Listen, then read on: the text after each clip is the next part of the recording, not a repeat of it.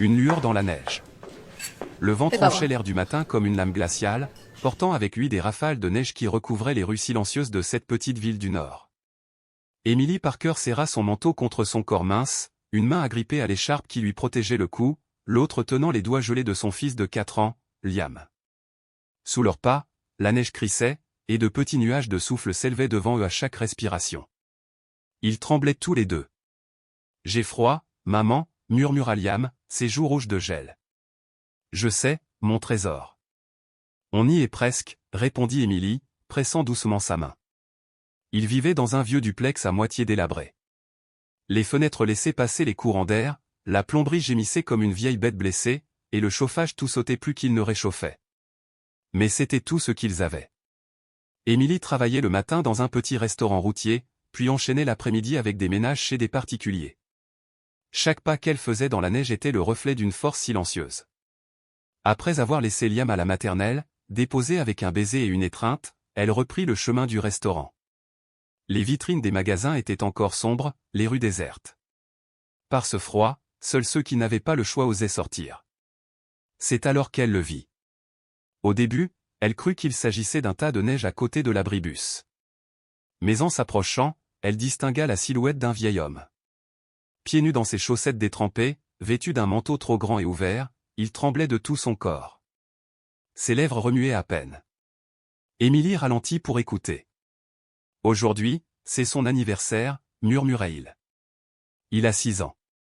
Je dois le trouver. Je lui ai promis un gâteau. » Personne ne s'arrêtait.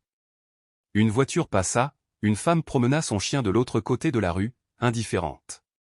Emily, elle, s'avança. « Monsieur, ça va » demanda-t-elle doucement. Le vieil homme leva vers elle des yeux vitreux, perdus. Il voulait du gâteau, glaçage blanc. J'ai dit non. Toujours non. Sa voix se brisa. Emily toucha son bras, sa peau était glaciale.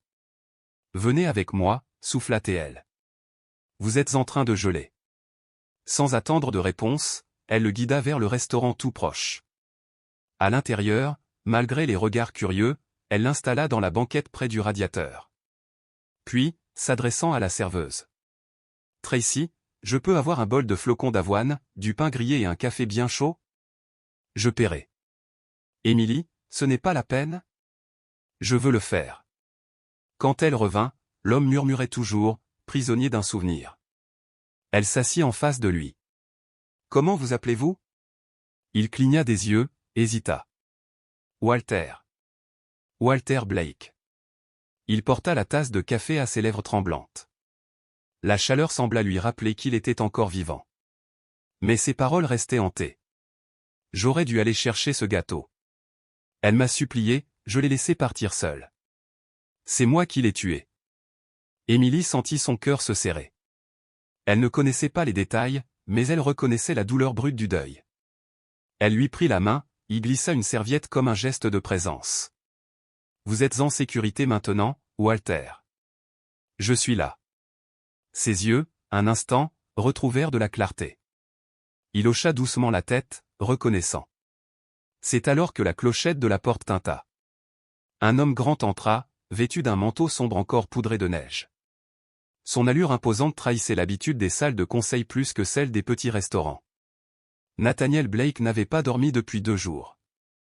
Le signal du traceur glissé dans l'appareil auditif de son père l'avait conduit jusqu'ici. Son regard se posa immédiatement sur la banquette. Son père, vivant. Et cette jeune femme assise en face de lui. Sur ses gardes, il s'avança, prêt à intervenir. Mais ce qu'il vit le stoppa net. La femme lui donnait à manger avec une douceur infinie. Pas d'impatience, pas de pitié. De la bienveillance pure. Le souffle coupé, Nathaniel s'immobilisa. Non seulement soulagé, mais étrangement touché. Emily leva les yeux. Leurs regards se croisèrent. Walter, radieux, désigna l'homme. Le voilà, mon fils. C'est son anniversaire aujourd'hui, 6 ans. Tu veux du gâteau ? Emily comprit. Vous êtes son fils ? Oui, je suis Nathaniel, répondit-il. Il s'agenouilla près de son père, posa une main sur la sienne. Salut, papa. Walter sourit comme un enfant émerveillé. Tu vois, je l'ai retrouvé, dit-il à Emily. Elle se leva discrètement pour leur laisser de l'espace. Plus tard, alors que Walter s'assoupissait, Nathaniel s'assit face à Emily. Je vous dois beaucoup. Vous l'avez aidé quand tout le monde détournait le regard. Je ne pouvais pas le laisser dehors, dit-elle simplement. Il resta un moment silencieux. Puis sa voix se brisa en évoquant un souvenir, son 6e anniversaire, un vendredi enneigé. Il voulait un gâteau. Son père avait refusé, trop occupé. Sa mère avait cédé à ses supplications. Mais sur le chemin, un camion avait grillé un feu. Nathaniel s'était réveillé à l'hôpital. Sa mère, jamais. Depuis, plus aucun anniversaire n'avait été célébré. Emily, émue, alla chercher une part de gâteau au chocolat, resté de la veille, et y planta une petite bougie. Elle la posa devant Walter, puis, d'une voix douce. « Joyeux anniversaire !» Le vieil homme battit des mains, enfant à nouveau. Quelques clients se joignirent au chant maladroit. Nathaniel, incapable de contenir ses larmes, s'éclipsa un instant. Quand il revint, les yeux rougis, il dit seulement. « Vous m'avez offert quelque chose que je n'ai jamais eu. Merci. » Walter refusa de retourner à l'établissement d'où il s'était échappé. De sa main tremblante, il saisit le poignet d'Emily. « Je veux rester avec elle. Elle est gentille. » Emily proposa qu'il passe la nuit chez elle. Nathaniel hésita, partagé entre raison et la détresse de son père. Finalement, il accepta. Chez Emily, la modestie des lieux était adoucie par la chaleur de la vie. Les dessins de Liam collaient au frigo, une bougie de lavande diffusait une senteur discrète. Walter s'installa dans le vieux fauteuil, tandis que Liam, intrigué, s'approcha timidement. « C'est notre grand-père » demanda-t-il. « Non, chérie. C'est un ami. Monsieur Walter. » Le vieil homme éclata d'un petit rire quand l'enfant lui proposa de voir ses dinosaures. Nathaniel resta debout près de la porte, mal à l'aise dans ce décor trop intime. Mais le soir, autour d'un simple ragoût, il se détendit. Pour la première fois depuis longtemps, il mangea à une vraie table de cuisine, entouré de rires et de gestes ordinaires.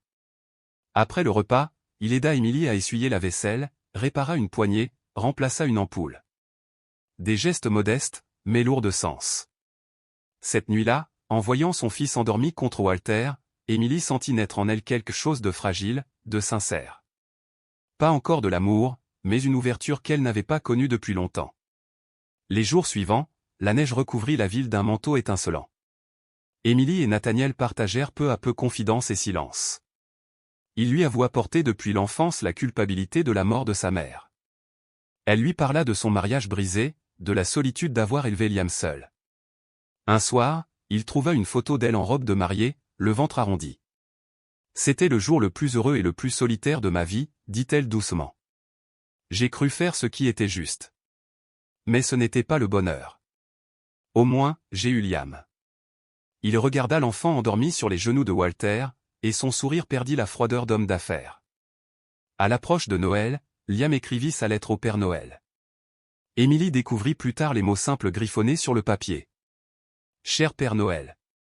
Je veux seulement une chose cette année, une vraie famille avec un papa et tout. J'ai été très sage. Liam. » En lisant cette lettre, Nathaniel se sentit ramené à ses 6 ans, à ce désir si simple et si impossible d'avoir une famille unie. Peu après, ils allèrent acheter un sapin. Liam choisit un petit pin tordu qu'il trouva parfait. Ensemble, ils le décorèrent avec de vieilles guirlandes, des boules ébréchées, et une unique décoration précieuse que Nathaniel sortit de sa poche, une boule de verre rouge, souvenir de son premier Noël avec sa mère. Quand ils l'accrochèrent en haut de l'arbre, un éclat de passé et d'avenir se mêla dans la lumière. Dans cette maison modeste, entre le rire d'un enfant, la tendresse d'un vieil homme brisé, et la présence inattendue d'un homme autrefois durci par les affaires, quelque chose se reconstruisait. Non pas une perfection miraculeuse, mais une promesse fragile. La neige continuait de tomber, mais à travers les fenêtres embuées, on distinguait la lueur d'une famille en train de naître.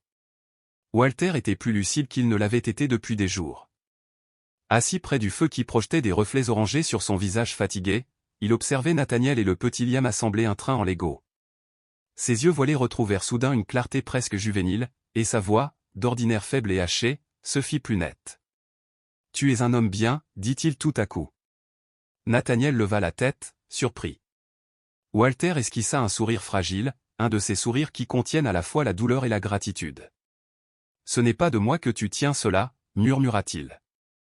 C'est elle qui te l'a rendu. Ému, Nathaniel s'approcha et posa une main rassurante sur l'épaule de son père. Tu as fait de ton mieux, souffla-t-il. Les doigts de Walter se crispèrent, comme pour retenir une vérité ultime. Ne la perds pas.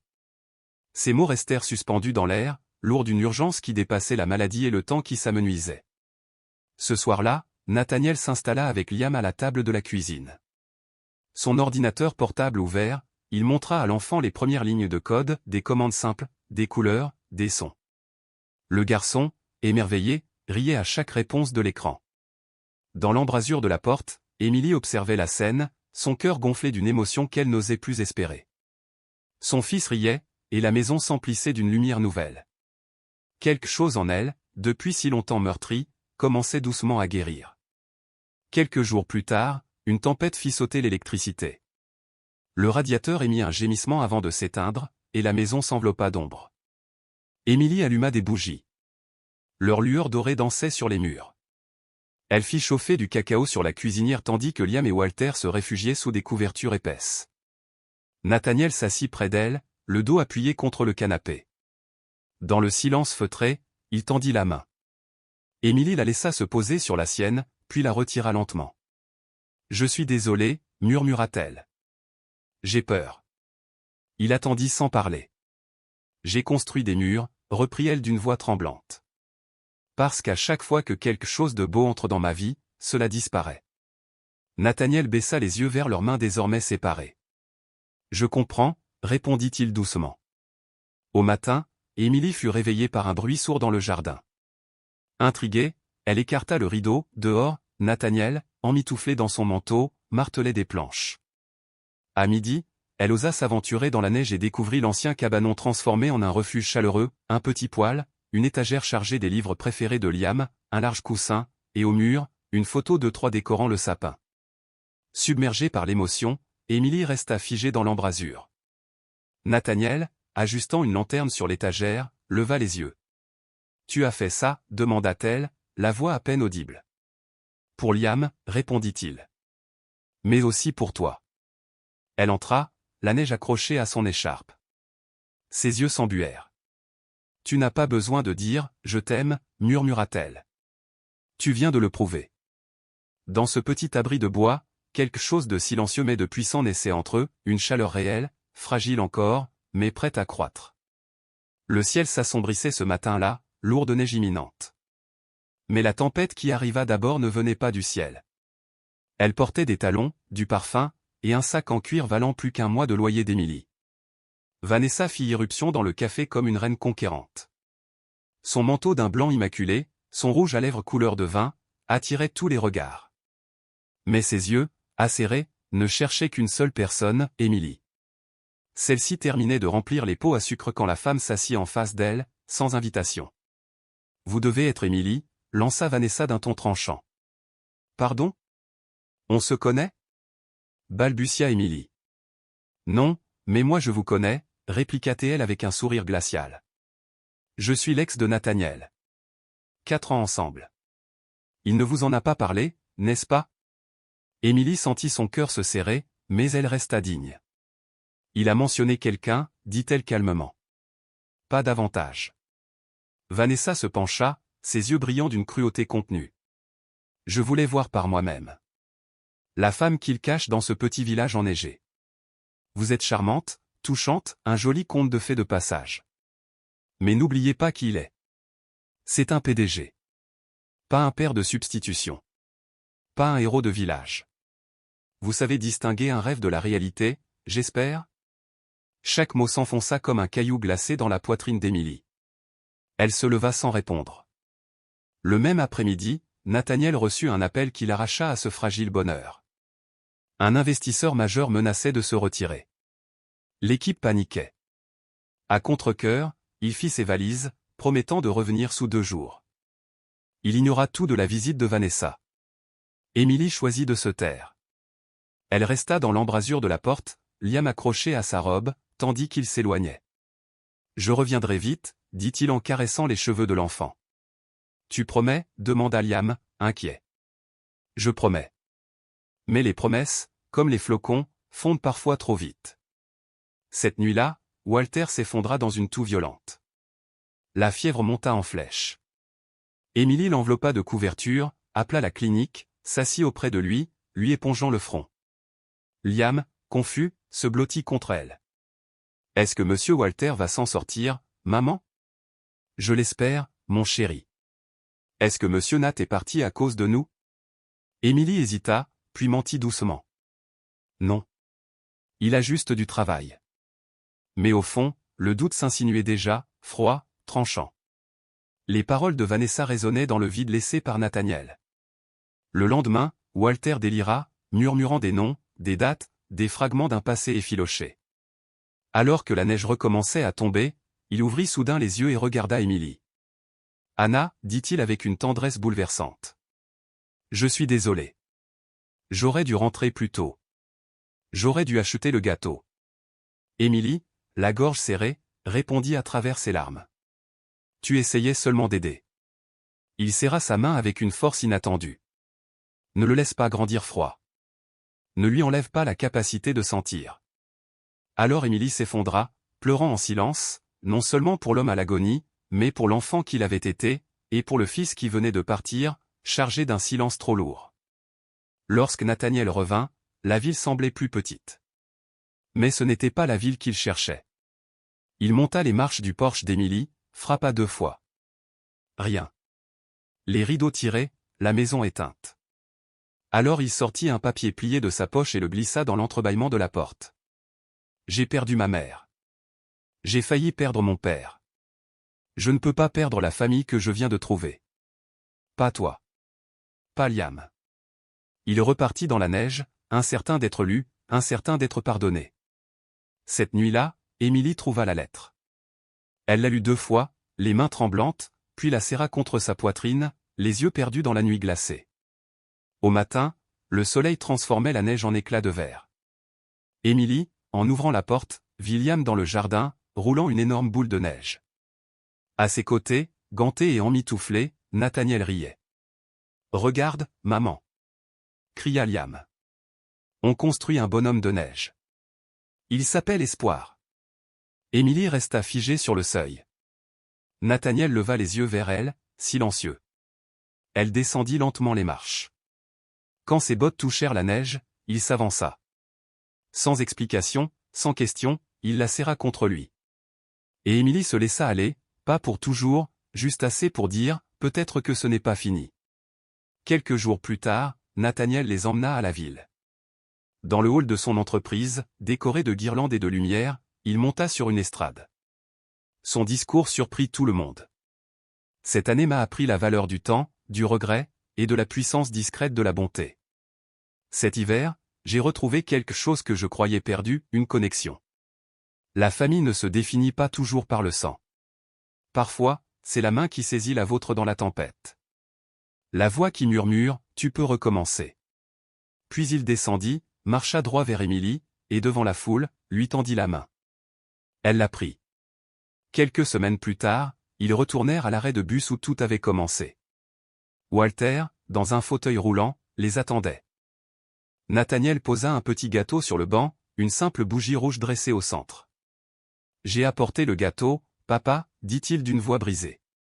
Cette fois, je l'ai apporté. » Walter, les yeux brillants, serra la main de son fils. Alors Nathaniel se tourna vers Émilie. De sa poche, il sortit un petit écrin de velours. Dans le silence enneigé, il se mit à genoux. « Ce n'est pas ton anniversaire.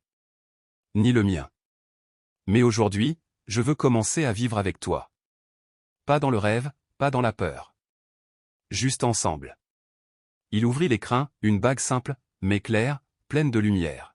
« Je ne promets pas la perfection, dit-il. Je promets ma présence. » Émilie, submergée, acquiesça en silence, les larmes aux yeux. Liam poussa un cri de joie et les enlaça tous les deux. Walter, la voix faible mais rieuse, souffla. « Le meilleur gâteau de ma vie. Tu en as mis du temps, fiston. Nathaniel sourit à travers ses larmes.